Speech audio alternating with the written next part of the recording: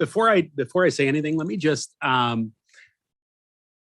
commend the timeline that we just heard about to folks. We have it pulled up here. It's fantastic, and especially in a context where the historical narrative for this and the basic facts of these events is being hotly contested, often in partisan terms. It's very useful to just have that happened before this happened. And because I think there is a lot of, amidst the sort of the various political agendas playing out and the debates as to what it means, that kind of thing, it's very easy to lose sight of just the basic factual narrative. And so I think that's super helpful, and sort of congratulate you on that.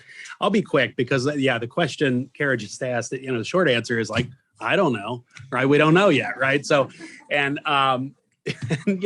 because a lot of this is playing out as we speak, right? So we are in an election year. It's the first national election since the events of January 6th, and it's playing out in real time at the state and local level in hundreds of, if not more, state and local races. So in Ohio, for instance, in the Senate race, we have multiple candidates sort of playing out basically a fight for the identity of the Republican Party in a lot of ways. And lots of things are happening at the local level. What we know at this point is largely anecdotal. So anything I'm about to say is subject to revision, essentially, but sort of just based on anecdotes, right? Or based on sort of what we can tell so far, what do we see happening out there? And I would argue there are three things that are maybe worth pointing out here.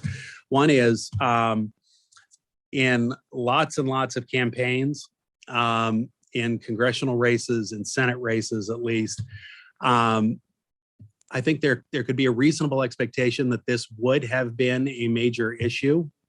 If you're an incumbent running for re-election, for instance, the issue of what you did on January 6th or what you did in the days following January 6th would have been a major issue. I think you could reasonably predict, but we're seeing relatively little evidence of that. There are exceptions. Marjorie Taylor Greene's candidacy, for instance, in Georgia is, there are legal issues that have emerged in that race, but that's the exception rather than the rule, it appears. I can speak for what's happening in Ohio. We just had a debate a couple weeks ago with Republican candidates running for Senate, and this just did not come up. And I don't think that's an isolated anecdote, essentially.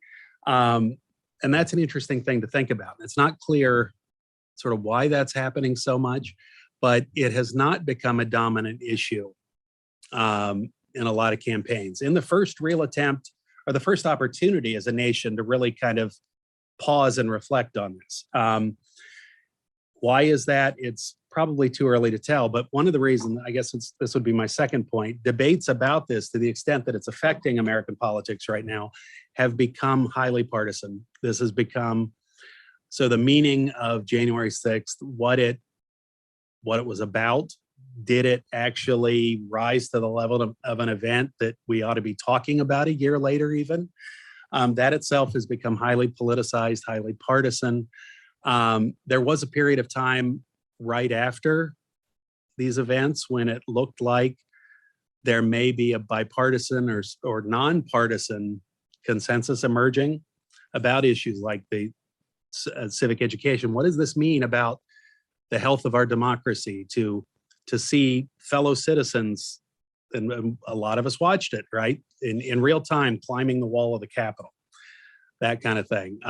There was a window of opportunity there for a national conversation about that I think has been largely closed by partisan considerations, among other things.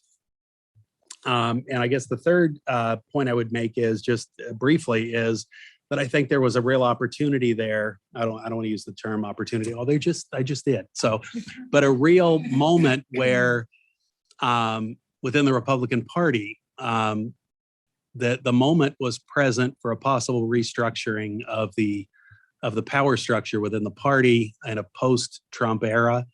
And there were early indications that may play out, but again, we're not seeing that by and large. That President Trump's role at the essentially the top of the party is largely unchallenged, although we're seeing it in individual House races, for instance, some of that playing out. We happen to, the folks here from the 8th Congressional District in Ohio, we're witnessing that, where within the Republican primary in a heavily gerrymandered district, there is a Republican challenger to the incumbent who is running explicitly as the anti-Trump alternative in the Republican Party, and is appealing to Democrats, actually, to cross party lines in the primary.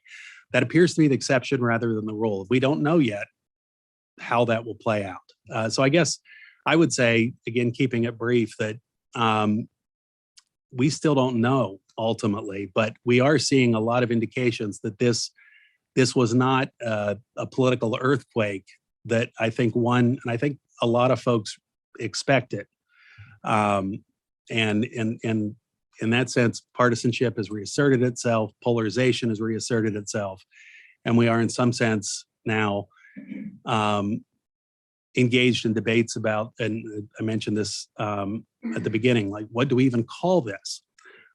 Is it an insurrection? Is it an